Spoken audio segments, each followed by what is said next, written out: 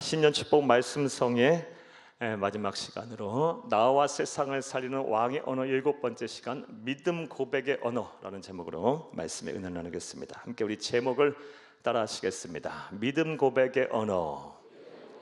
한 번 더 따라 하시겠습니다. 믿음 고백의 언어. 네, 고맙습니다. 감사합니다. 오늘은 나와 세상을 살리는 왕의 언어 가운데 마지막 제가 여러분에게 전해드릴 언어로 믿음 고백의 언어라는 제목으로 말씀의 은혜를 나누겠습니다. 이 앞서서 먼저 지난 시간까지 말씀을 간단하게 드려보겠습니다.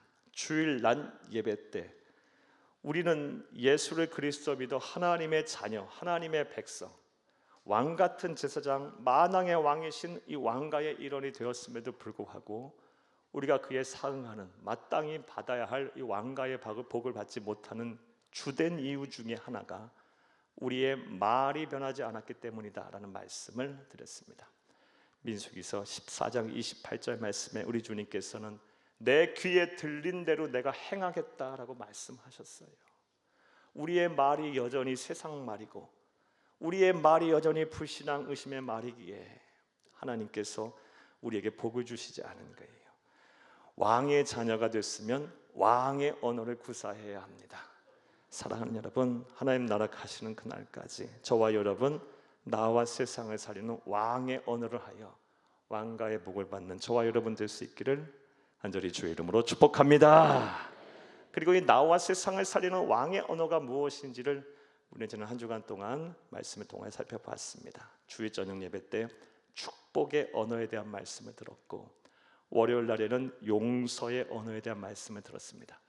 화요일 날에는 사랑의 언어에 대한 말씀을 들었고, 또 우리 수요일 날에는 긍정의 언어에 대한 말씀을 드렸습니다. 그리고 어제는 감사의 언어에 대한 말씀을 들었습니다.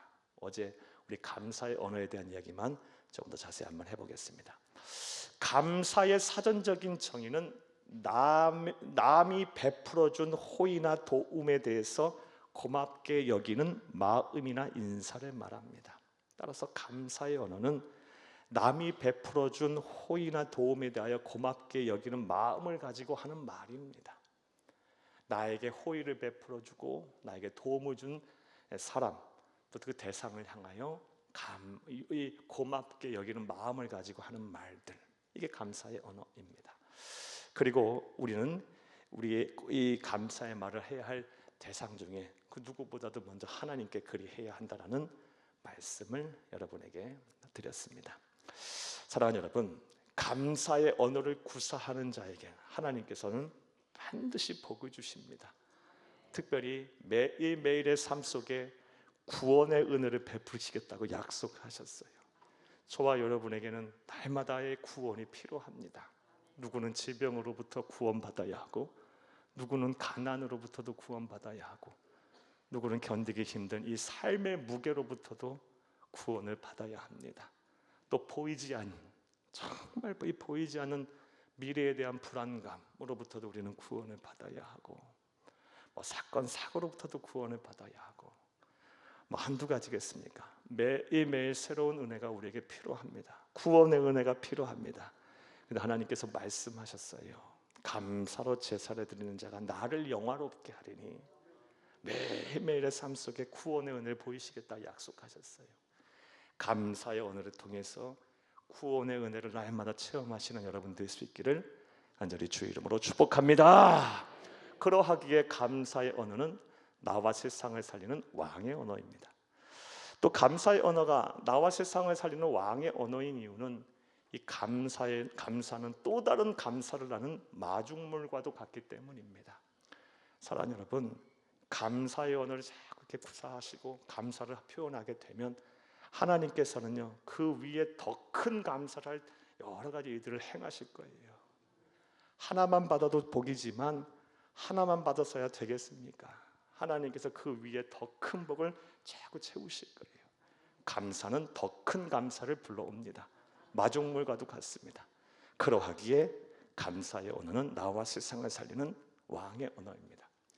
이것은 과학적으로도 실증이 된 사실이라고 말씀도 드렸습니다. 감사 지수와 행복 지수는 비례합니다. 행복하길 원하십니까?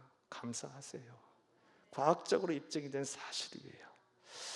그러하기에 우리 주 예수님께서는, 성령 하나님께서는 우리로 하여금 범사에 감사하라, 이는 그리스도 예수 안에서 너희를 향하신 하나님의 뜻이다 라고 말씀하셨어요. 하나님은요, 저와 여러분이 이 세상 사는 동안 불행하게 사는 거 원치 않으세요. 가난에 지쳐, 또 삶의 무게로 지쳐 힘들고 어렵게 살다가 하나님의 극적인 은혜로 겨우 영혼만 구원받는 게 하나님 뜻 아닙니다. 하나님의 백성은 이 세상을 사는 동안도 정말 세상을 움직이며 또 이 세상에 하나님 나라를 이룰 만큼 그런 영향력 있는 그리스도인을 살기를 원하세요. 부유하게 살기 원하시고요, 건강하게 살기 원하시며, 무엇보다 하나님이 만드신 이 아름다운 세상에서 행복하게 살기를 원하십니다. 그러하기에 범사에 감사라고 우리에게 말씀하신 것입니다. 범사는 무엇을 말한다 말씀드렸습니까? 어제 우리는 하박국 선지자의 감사의 언어, 감사의 찬양 시를 통해서 우리 그걸 살펴보았어요. 하박국 선지자를 통해서 우리가 알 수 있었던 범사의 감사란, 사랑 여러분, 이해할 수 없는 고난 중에서도 감사하는 겁니다. 세상 살다 보면 도저히 이해가 안 되는 일들 많이 일어납니다. 하나님 도대체 왜 나에게 이렇게 하십니까? 우리 가정에게 왜 이렇게 하십니까? 왜 자녀들 후손들에게 이렇게 하십니까? 내가 무슨 잘못을 했다고?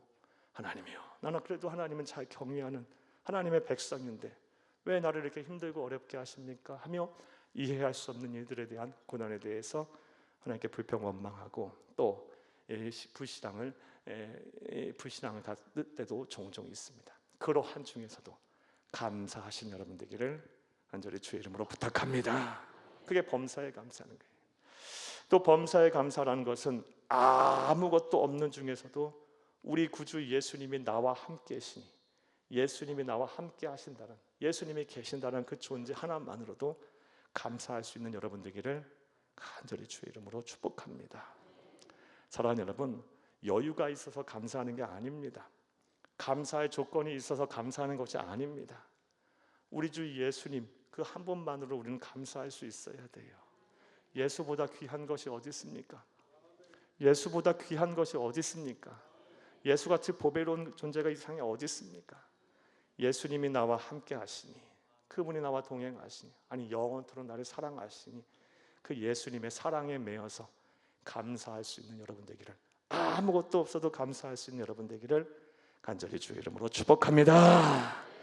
나아가서 이루어진 것이 하나도 없어도 이루실 것을 믿고 선행 감사하시기를 바랍니다. 사랑하는 여러분, 이왕 감사할 것 같으면 하나님을 감동시키세요. 이루실 것을 믿고, 지금 이루어진 거 하나 없다 할지라도 하나님을 감동시키세요. 믿음으로 선행 감사를 하세요. 그럼 하나님께서 여러분을 위해서 일하실 거예요. 이왕 신앙생활 하려면, 이왕 감사의 언어를 구사하려면 하나님 아버지를 기쁘게 하세요. 마음만 흡족하게 하세요. 보고 주시지 않으면 견딜 수 없게 하세요. 예. 자, 사랑하는 여러분, 따라서 저와 여러분 범사에 감사하여 하나님의 뜻대로 그리하여 왕가의 복을 받는 저와 여러분 되어야 할 줄로 믿습니다. 이 범사에 감사하기 위해서 은혜를 망각하지 말라라는 말씀도 드렸고요, 자꾸 은혜를 잊어요 우리는. 그리고 비교의식에 빠지지 말라. 절대로 비교의식에 빠지지 말고 자족의 은혜를 누리라고 말씀하셨어요. 하나님은 저와 여러분은 다 다르게 창조하셨고 또 한 사람 한 사람은 다 귀하게 여기십니다. 따라서 남들 하는 거 그대로 할 필요도 없고 이유도 없어요. 저와 여러분에게 맡겨주신 사명이 다 달라요. 하나님은 저와 여러분은 귀하게 여기세요. 비교의식에 빠지지 말고 무엇보다 염려와 근심하지 말라 그랬습니다. 사랑하는 여러분, 한번 따라합니다. 내일 일은 내일 염려하고 오늘은 감사하라. 옆에 분들 뒤에 분들에게 한번 같이 해봐요. 내일 일은 내일 염려하고 오늘은 감사합시다. 네, 이런 삶을 사는 여러분들끼를 간절히 주의 이름으로 축복합니다. 자, 여기까지가 지난 시간까지의 말씀이었습니다. 이제 오늘에 대한 말씀을 전하겠습니다. 나와 세상을 살리는 왕의 언어, 제가 여러분에게 전해드린 마지막 언어는 믿음 고백의 언어입니다. 자, 그렇다면 이 믿음 고백의 언어는 무엇을 말하는 걸까요? 답부터 말씀을 드리면 바른 신앙 고백을 말합니다. 한번 따라합니다. 믿음 고백의 언어는 우리의 바른 신앙 고백을 말한다. 믿음 고백의 언어는요, 우리의 바른 신앙 고백, 예수님을 향해, 하나님을 향해 우리가 하는 이 바른 신앙 고백의 언어가 바로 믿음 고백의 언어임을 믿으시기를 간절히 주의 이름으로 축복합니다. 자, 그렇다면 이제부터 생각해 보겠어요. 첫 번째로, 이 믿음 고백의 언어인 바른 신앙의 고백이 만복의 근원이신 하나님의 복을 불러오는 왕의 언어임을 알 수 있는 근거가 뭘까요? 믿음 고백의 언어, 즉 우리의 바른 신앙 고백의 언어를 우리가 잘 구사하게 되면 하나님께 복을 받아요. 그 근거가 무엇일까요? 바로 오늘 본문 말씀입니다. 오늘 본문 16장 13절부터 우리 19절까지를 함께 읽겠습니다. 예수께서 빌립보 가이사라 지방에 이르러 제자들에게 물어 이르시되 사람들이 인자를 누구라고 하느냐? 이르되 더러는 세례 요한, 더러는 엘리야, 어떤 이는 에레미야나 선지자 중에 하나라 하나이다. 이르시되 너희는 나를 누구라 하느냐? 자, 여기까지만 일단 보겠어요. 예수님께서 빌립보 가이사라 빌립보 지역에 제자들과 함께 가셨어요. 갈릴리 북쪽에 있는 도시예요. 그곳에 갔더니 사람들이 예수님을 향하여 막 수근수근거리는 거예요. 그래서 예수님께서 제자들에게 물었어요. 사람들이 나를 누구라고 하느냐? 그래서 제자들이 말합니다. 누구는요, 예수님을 가리켜 세례 요한이라고 합니다. 또 누구는요, 엘리야라고 합니다. 또 누구는요, 에레미야라고 합니다. 또 선지자 중에 큰 선지자가 났다라고 합니다. 그런데 이러한 제자들의 답은 예수님을 만족시키지 못했어요. 예수님은 그런 분이 아니니까요. 그래서 예수님께서 그렇다면 너희는 나를 누구라고 하느냐 하며 제자들에게 묻습니다. 그때 베드로가요, 기가 막힌 이 믿음 고백의 언어, 바른 신앙 고백을 합니다. 오늘 보면 16장 16절을 함께 읽겠습니다. 시몬 베드로가 대답하여 이르되 주는 그리스도시요 살아계신 하나님의 아들이시나이다. 아멘. 한번 따라합니다. 주는 그리스도시요 살아계신 하나님의 아들이시니이다. 100점짜리 답을 우리 주 예수님께 얘기했어요. 자, 그렇다면 우리도 이 신앙 고백을 우리 예수님을 향하여, 세상을 향하여 우리가 해야 할 텐데, 예수님이 그리스도시요 살아계신 하나님의 아들이시다라는 이 신앙 고백의 의미가 무엇일까요? 먼저 예수님이 그리스도시다라는 이 말의 의미부터 생각을 해보겠어요. 그리스도의 뜻은요, 헬라어 크리스토스를 한국어로 차역을 한 거예요. 그리스도 이렇게 된 거예요. 우리 선교사님들이 이 한국어로 우리 이 성경을 번역하는 과정에서 크리스토스를 그리스도로 번역을 한 거예요. 이 헬라어 크리스토스는요, 히브리어로 똑같은 말이 무엇이냐? 메시아라는 뜻이에요. 히브리어로 메시아, 헬라어로 크리스토스, 그리고 영어로는 크라이스트, 그 다음에 한국어로는 그리스도. 자, 그렇다면 이 크리스토스, 메시아 다 같은 뜻인데, 그리스도 다 같은 뜻인데, 이 뜻이 무엇일까요? 기름 부음을 받은 자라는 뜻입니다. 한번 따라합니다. 기름 부음을 받은 자라. 이게 무슨 뜻이다? 그리스도가 기름 부음을 받은 자라는 뜻이에요. 자, 그렇다면 이 기름 부음을 받은 자란 말은 또 어떤 의미가 있을까요? 구약의 말씀을 보게 되면, 시대를 보게 되면요, 하나님께서 특별하게 사람들을 이렇게 뽑아 선택하여 세울 때 기름을 붓게 했는데, 어떠한 경우에 그리하였냐? 왕을 세울 때. 그러니까 예수님이 기름 부음을 받은 자, 메시아라는 뜻은요, 크리스토스라는 뜻은, 그리스도라는 뜻은 예수님이 우리의, 저와 여러분의 왕이십니다 라는 신앙 고백이 담겨 있는 거예요. 또 언제 이 기름 부음을 부었습니까? 제사장을 세울 때. 제사장의 주된 역할이 무엇입니까? 하나님과 하나님의 백성들 사이에 중재자예요. 중재자, 중보자이기도 하고요. 예수님이 저와 하나님과 저와 우리 사이를 연결하는 중재자이십니다. 예수님을 통하지 않고서는 하나님께로 가는 자가 아무도 없습니다 라는 뜻이 그리스도 안에라는 말 안에 의미가 안에 있는 거예요. 또 어느 경우에 이 기름을 부는 의식을 치렀습니까? 선지자를 세울 때, 선지자를 임명할 때. 선지자의 주된 사역은 무엇입니까? 하나님의 말씀을 대언하고 진리를 선포하는 일이 이 선지자의 주된 사역이에요. 따라서 예수님이 그리스도란 뜻에는요, 예수님이 진리를 선포하고 진리를 가르치는 자, 다시 말해 예수님이 진리시다는 뜻이에요. 자, 이런 뜻이 그리스도 안에 있는 거예요. 다 정리해보면 예수님이 우리의 그리스도이십니다 라고 신앙 고백한다는 말에는 어떤 의미가 있어요? 예수님은 나의 왕이십니다. 예수님은 나의 왕이십니다. 나는 예수님의 종입니다. 나의 생명의 주인, 나의 삶의 주인은 누구십니까? 예수님이십니다 라는 신앙 고백이 있는 것이고, 또 나는 예수님을 통하지 않고서는 하나님께로 갈 수가 없어요. 나는 예수님을 통하지 않고서는 천국에 갈 수 없습니다 라는 신앙 고백이 담겨 있으며, 예수님은 진리십니다. 구원에 이른 유일한 길이십니다. 진리십니다 라는 신앙 고백이 주는 그리스도시오라는 말 안에 있는 것입니다. 자, 이해되셨습니까? 바로 알고 바로 믿고 바로 신앙 고백하는 믿음의 언어를 제대로 구사하는 여러분들이 다 되시기를 간절히 주의 이름으로 축복합니다. 자, 주는 그리스도시오는 됐어요. 그럼 이제 하나님의 아들이십니다 라는 신앙 고백에는 또 어떤 말의 의미가 있을까요?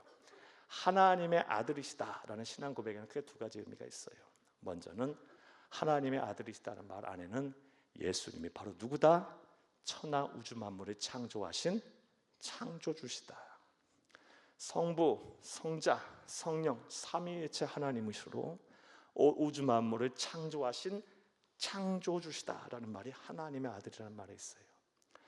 당시 이스라엘 백성들은요, 하나님의 아들이 곧 하나님이시고 그 장차 올 하나님의 아들이 하나님이시고 그분이 바로 천하 우주 만물을 창조한 창조주라는 믿음이 굳건하게 있었어요.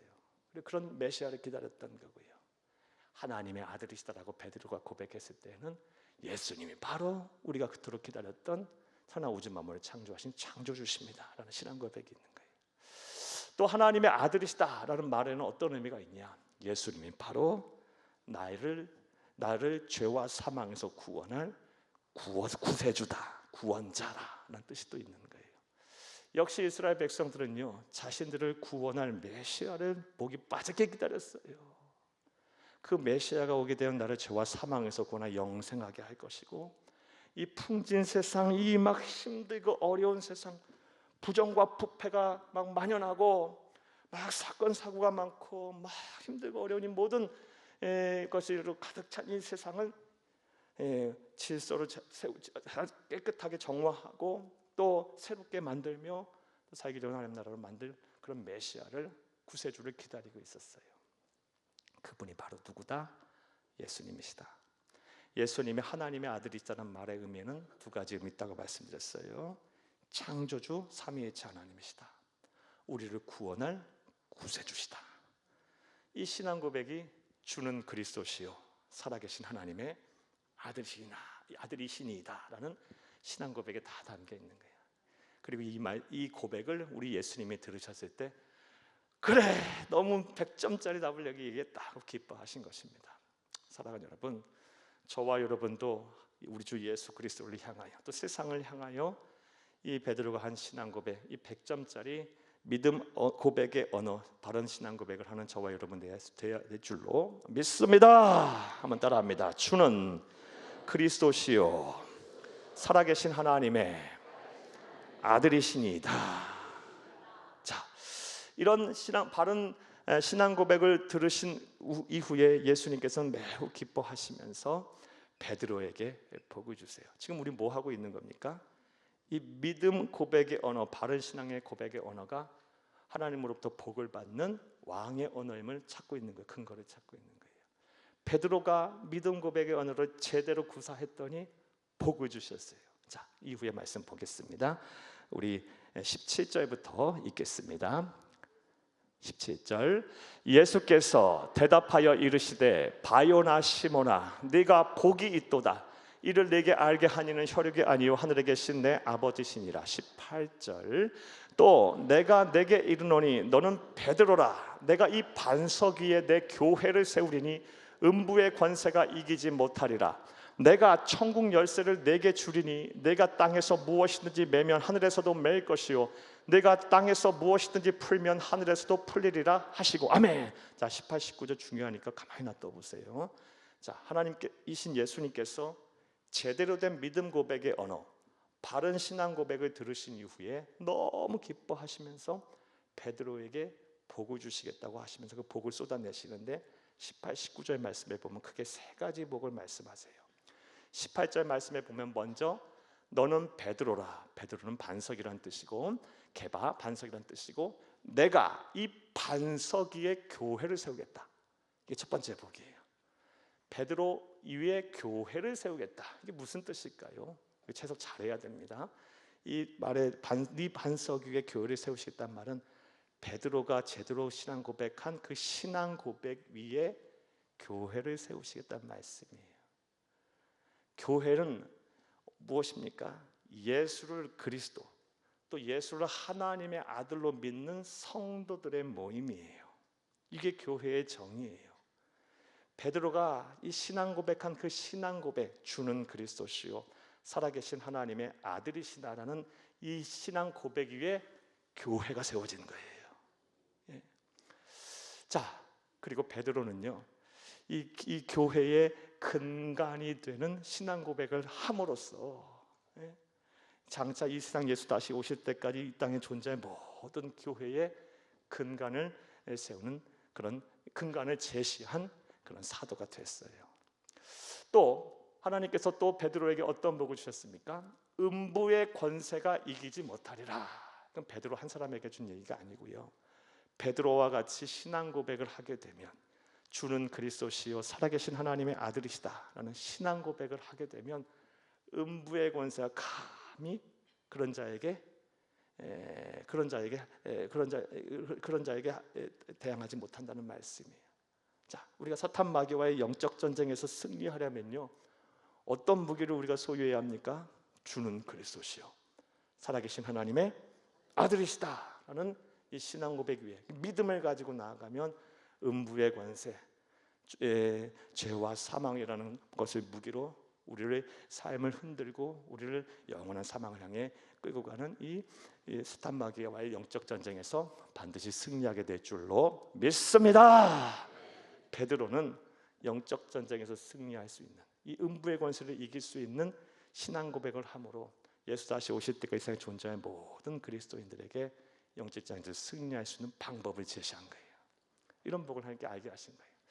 19절 말씀에 보면 세 번째 복을 주신 약속하셨는데 내가 천국 열쇠를 내게 주리니 네가 땅에서 무엇이든지 매면 하늘에서 맬 것이요 네가 땅에서 무엇이든지 풀면 하늘에서도 풀리리라 하시고. 아멘. 천국 열쇠를 받았어요. 이 말씀을 잘못 해석해서 베드로가 교회의 주인이다 이렇게 생각하시면 안 돼요. 이렇게 잘못 나간 경우가 다른 그런 파종 교가 있죠. 사랑하는 여러분, 교회의 주인은 예수님이세요. 그럼 천국의 열쇠를 주신다는 말씀 역시 신앙 고백을 말해요. 주는 그리스도시요 살아계신 하나님의 아들이시다라는 신앙 고백을 한 자에게는요 누구에게나 베드로처럼 천국 열쇠를 주시겠다는 말씀이에요. 그런 이 신앙 고백을 한 사람이 이 땅에서 기도하면 예수 그리스도의 이름으로 기도하면 하늘에서도 풀리고 맹인 역사가 일어나게 하시겠다는 말씀이에요. 베드로는 구원에 이르는 길, 하나님으로부터 기도 응답을 받는 그런 길을 제 신앙 고백으로 제시한 그런 인물이에요. 베드로가 이런 모범적인 신앙 고백을 함으로 인해서 그는 정리해 보면 교회의 근간을 세울 수 있는 길을 제시했고요. 그리고 영적 전쟁에서 승리할 수 있는 방법도 제시했고요. 나아가서 구원에 이를 수 있는 유일한 길을 또 우리가 예수 다시 오실 때까지 존재할 모든 성도들에게 선포했어요. 그래서 우리는 베드로를 사도 중에 사도로 인정하고 지금까지도 이해하고 있어요. 사도 중에 사도. 그리고 복음이 전해지는 어느 곳에서든 우리 베드로의 이런 신앙 고백을 우리의 신앙 고백으로 우리 받아들이는 그리고 믿고 있습니다. 베드로는 이러한 복을 받은 거예요. 사랑하는 여러분, 그러하기에 믿음 고백의 언어, 바른 신앙 고백은요, 사랑하는 여러분, 하나님으로부터 복을 받는 왕의 언어입니다. 그러하기에 저와 여러분, 하나님의 나라 가는 그날까지 믿음 고백의 언어인 바른 신앙 고백을 반드시 제대로 해야 할 줄로 믿습니다. 자, 그런데 이 믿음 고백의 언어인 바른 신앙 고백은 해도 되고 안 해도 되고의 문제에 속한 언어가 아니에요. 반드시 해야 하는 언어예요. 이런 점에서 볼 때 우리가 그동안 우리가 함께 생각을 해봤던 다른 왕의 언어들, 축복의 언어, 용서의 언어, 사랑의 언어, 긍정의 언어, 감사의 언어들과는 좀 차이가 있어요. 구분이 돼요. 자, 그렇다면 어떤 차이점이 있을까요? 사랑하는 여러분, 다른 왕가의 언어, 왕의 언어는요, 우리가 반드시 해야 하는 언어긴 하지만 그 언어를 구사를 안 한다고 해서 우리의 구원에 문제가 생기지 않아요. 우리가 천국 가고 영생하고 하나님의 자녀 되는데 문제가 일어나지 않아요. 그 언어를 제대로 구사하지 않고 살게 되면 이 땅에 사는 동안 왕가의 복을 받지 못할 뿐이지 우리의 구원에 이상이 생기거나 문제가 발생하는 것은 아니에요. 그런데 오늘 우리가 살펴보고 있는 이 믿음 고백의 언어인 바른 신앙 고백은 흙을 안 하거나 제대로 구사하지 않으면요, 우리 구원에 문제가 생겨요. 그러하기에 반드시 우리는 이 바른 신앙의 고백의 언어, 신앙 고백인 이 믿음의 고백의 언어를 제대로 구사해야 하고 끝까지 구사해야 하며 이 신앙 고백을 하는 데 있어서 세상을 향해 하는 데 있어서 부끄러움이 없어야 돼요. 사랑하는 여러분, 하나님의 나라가 가는 그날까지 누구 앞에서든 누구를 향해서든 이 신앙 고백을 제대로 하는 저와 여러분 될 수 있기를 간절히 주의 이름으로 축복합니다. 그런 의미에서 볼 때 이 오늘 우리가 살펴보고 있는 믿음 고백의 언어인 바른 신앙 고백은요, 왕의 언어 중에 왕의 언어인 거예요. 사랑하는 여러분, 이것을 우리 주 예수님께서도 우리에게 분명하게 말씀하셨어요. 참 무섭고 또 아주 엄중하게 경고의 말씀으로 세상을 향하여 반드시 너희들은 이 믿음 고백의 언어인 바른 신앙 고백의 언어를 해야 한다라고 말씀하셨어요. 말씀 보겠습니다. 마태복음 10장 32절에 33절을 함께 읽겠습니다. 누구든지 사람 앞에서 나를 시인하면 나도 하늘에 계신 내 아버지 앞에서 그를 시인할 것이요, 누구든지 사람 앞에서 나를 부인하면 나도 하늘에 계신 내 아버지 앞에서 그를 부인하리라.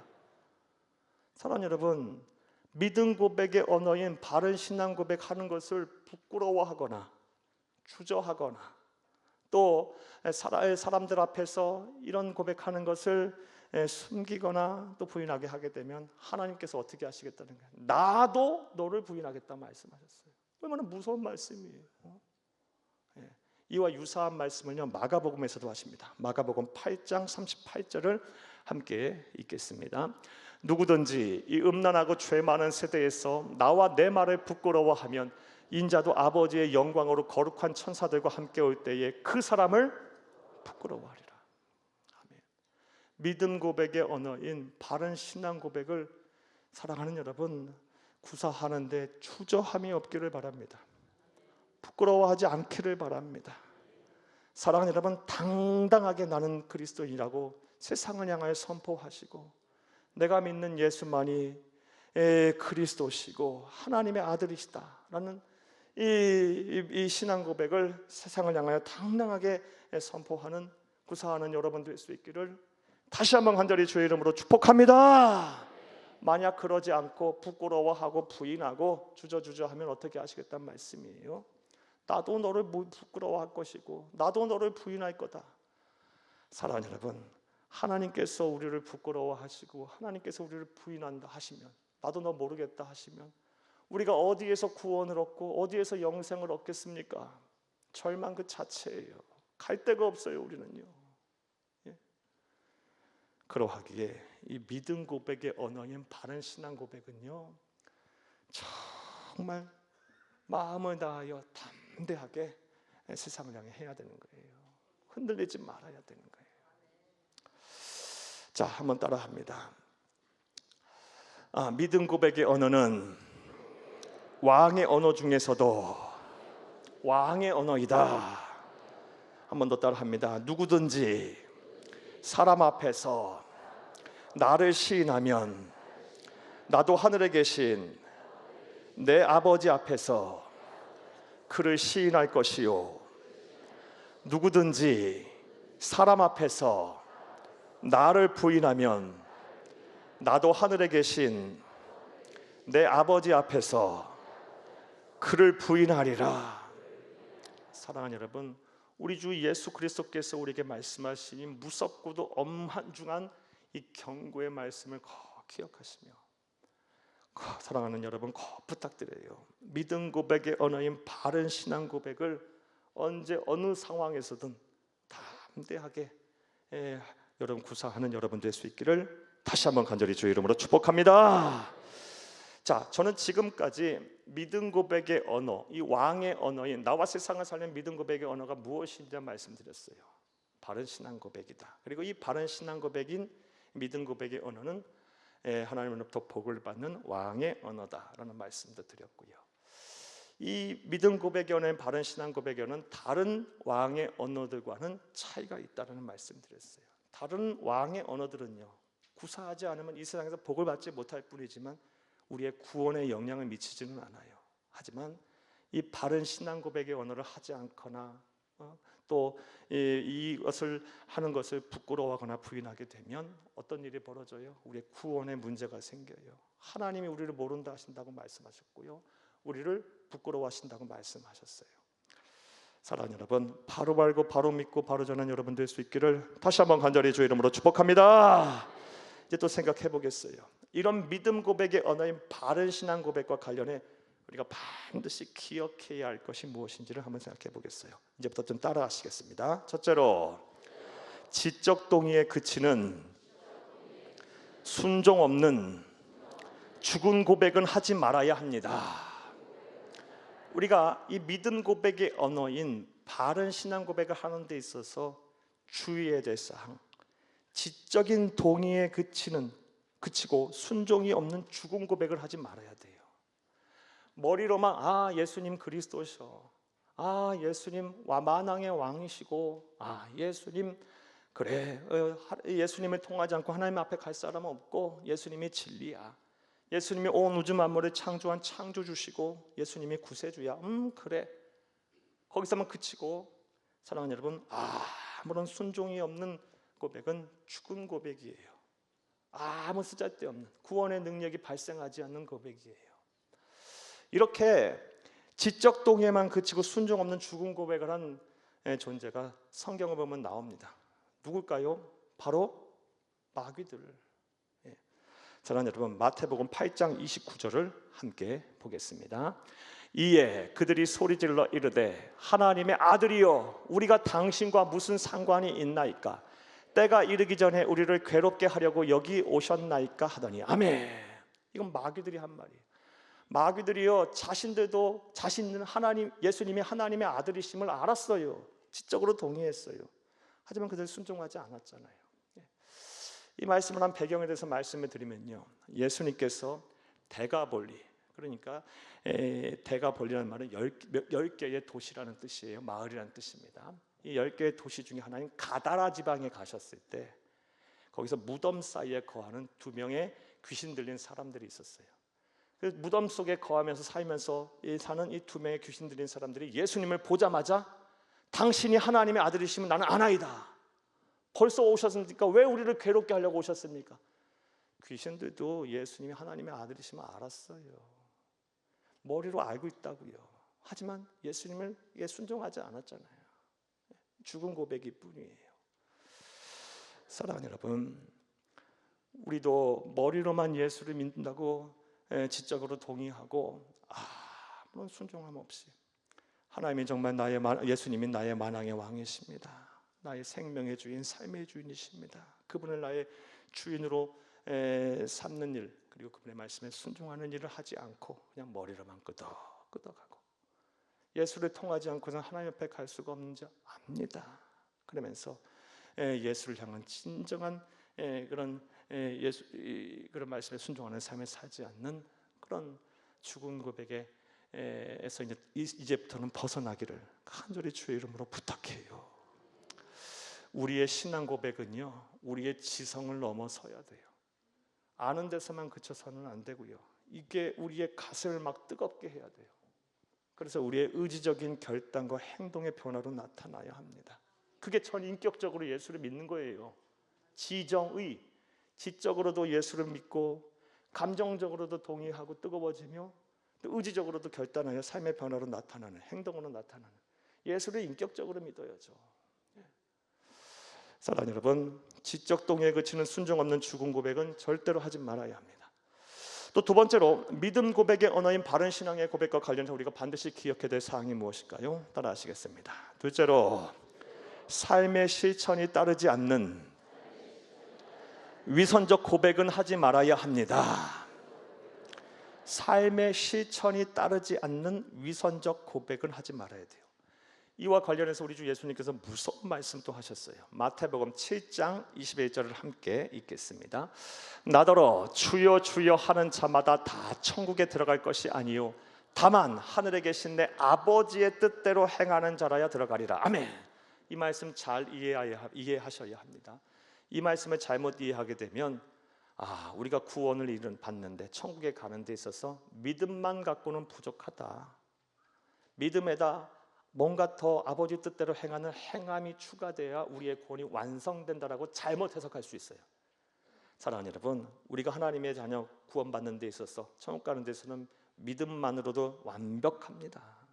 더할 것이 없어요. 그럼 이 말씀을 왜 하셨냐? 구원에 이르는 믿음, 그 믿음을 소유했는지 어떻게 알 수 있느냐? 그 사람의 뭘 보면 알 수 있어요? 행함을 보면 알 수 있다. 이게 야고보서에서 말하는 진리고요. 그 사람이 정말 진실한 신앙 고백을 했고 그 믿음을 소유했는지 어떻게 알 수 있느냐? 입으로만 주여 주여 하는 거냐? 아니면 정말 구원받은 사람으로 하나님의 백성으로서의 신앙 고백을 정말 한 사람인지를 어떻게 알 수 있느냐?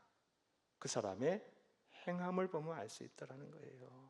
아버지 뜻대로 행하는 자, 그런 자가 바로 뭐 하는 사람이다? 진짜 믿음을 가진 사람이다. 사랑하는 여러분, 구원은 믿음으로 받아요. 믿음에다 더 추가할 것이 없어요. 구원의 믿음으로 받는 거예요. 믿음을 우리가 소유하면 하나님의 은혜로 받는 거예요. 그런데 그 믿음을 우리가 소유했는지, 진정한 신앙 고백을 했는지 않는지 어떻게 알 수 있어요? 아버지 뜻대로 행하는 삶의 모습을 보면 알 수 있어요. 사랑하는 여러분, 여러분들은 어떠십니까? 입술로는 예수님을 주라 부르면서 삶의 방식이 여전히 세상과 똑같다면요, 그 고백에는 구원의 능력이 없을 거예요. 사랑하는 여러분, 우리의 삶에 진실한 신앙 고백이 있기를 간절히 바랍니다.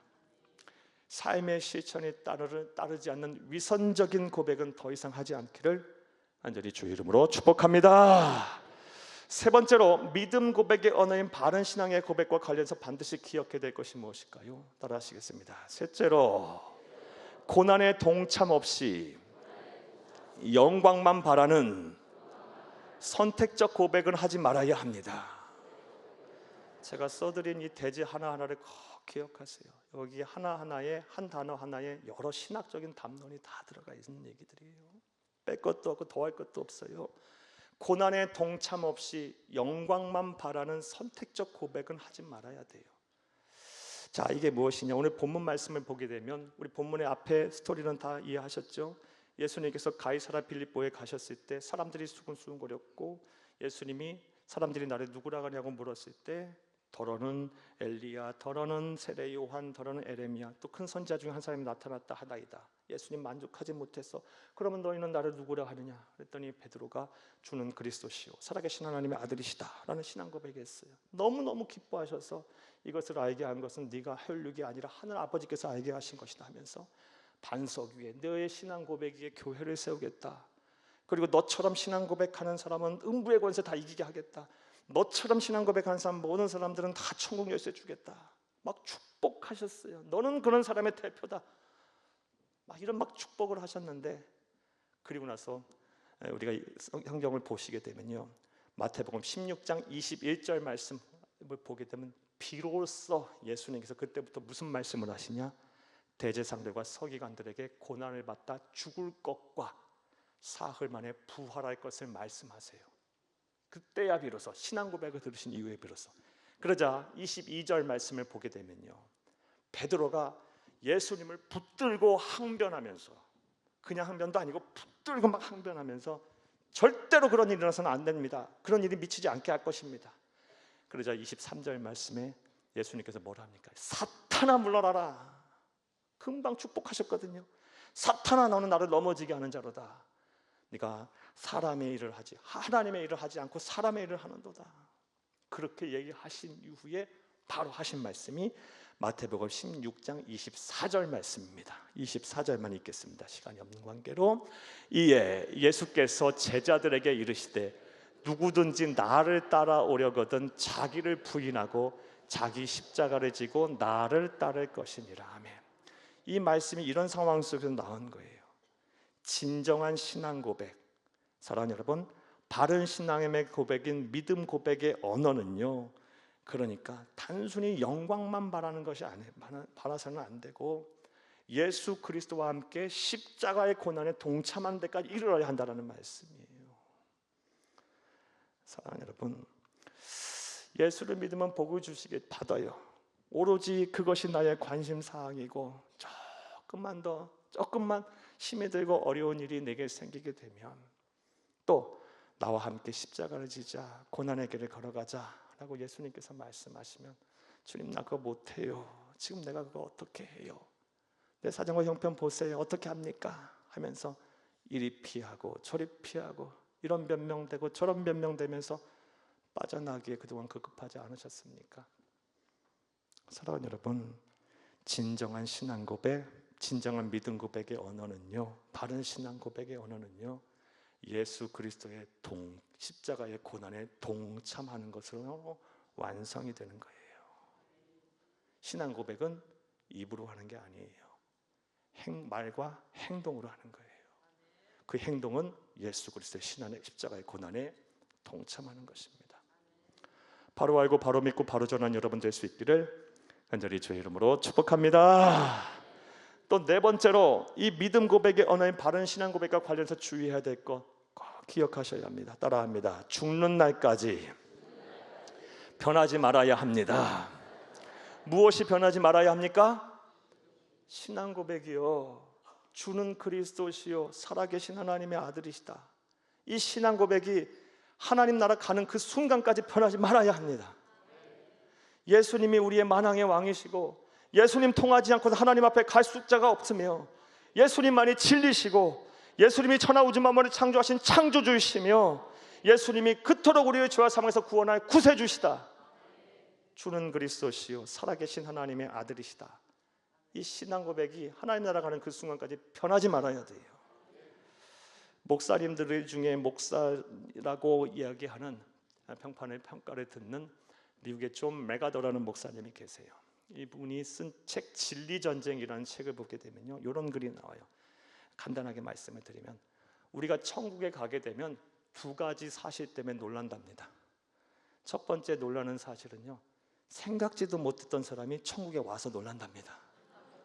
그러니까 함부로 다른 사람이 이 구원을 받았느냐 안 받았느냐 정죄하지 말란 말씀이에요. 모든 구원의 주권은 심판은 하나님이 하시는 것이니까. 또 놀라는 사실은요, 꼭 있어야 할 사람들이 없어서 놀란답니다. 이유가 뭘까요? 끝까지 믿음을 못 지켰기 때문에 그래요. 사랑하는 여러분, 우리 성도님들 가운데 단 한 분도 그런 분 계셔서는 안 됩니다. 언제 어느 순간에 우리가 하나님 앞에 설지 몰라요.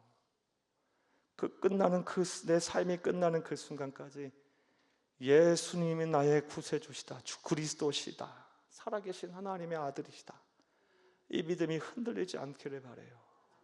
굳건한 믿음의 반석 위에 서 있기를 간절히 주의 이름으로 축복합니다. 그래서 예수님이 그 말씀을 하신 거예요. 마태복음 24장 말씀에서 이 마지막 날 그 무서운 환난과 무서운 막 재앙과 그리고 무서운 마지막 날, 이 인류 종말의 때에 이 땅에 임할 무서운 전쟁과 기근과 수도 없는 그런 참혹한 상황 속에서 끝까지 견디는 자가 뭐다? 구원을 얻으리라. 이게 우리 예수님께서 하신, 우리에게 분부하신 말씀이에요. 한번 따라해요. 끝까지 견디는 자가 구원을 얻으리라. 한 번 더 따라하십니다. 끝까지 견디는 자가 구원을 얻는다. 사랑하는 여러분, 어찌 보면 2026년 신년 축복 말씀 성회의 마지막 당부, 마지막 재언하는, 그리고 어찌 보면 전 모든 말씀을 요약하는 말씀이라고 생각이 돼요. 끝까지 견디는 자가 구원을 받습니다. 사랑하는 여러분, 하나님의 나라 가는 그날까지, 우리의 삶이 끝나는 그 순간까지 믿음 고백의 언어인 바른 신앙의 고백이 흔들리지 않기를 바랍니다. 예수님은 그리스도시고 살아계신 하나님의 아들이십니다. 예수님이 그리스도시고 살아계신 하나님의 아들이심을 하나님 고백하고 이 구사하는 데 있어서 부끄럽게 생각하지 않기를 바랍니다. 내가 예수 믿는 게 부끄러운 일입니까? 내가 신앙 고백하는 게 부끄러운 일입니까? 부끄럽다고 생각하는 분, 여러분 크게 잘못하고 있는 거예요. 사랑하는 여러분, 하나님보다 사람들을 더 두려워하는 거예요. 이건 불신앙이에요. 우상숭배예요. 하나님 앞에서, 세상 앞에서, 그 누구 앞에서든 어떤 존재 앞에서든 간에 예수님은 그리스도시고 살아계신 하나님의 아들이시다. 담대하게 증언할 수 있길 바라요. 그래, 이 믿음 끝까지 흔들리지 않고 잘 지키셔서 천국에서 영생복락 누리시다. 우리 주 예수님 재림하실 때 새 하늘과 새 땅에서 새 세트로 왕노릇하는 저와 여러분 될 수 있기를 간절히 주의 이름으로 축복합니다. 축복합니다. 축복합니다.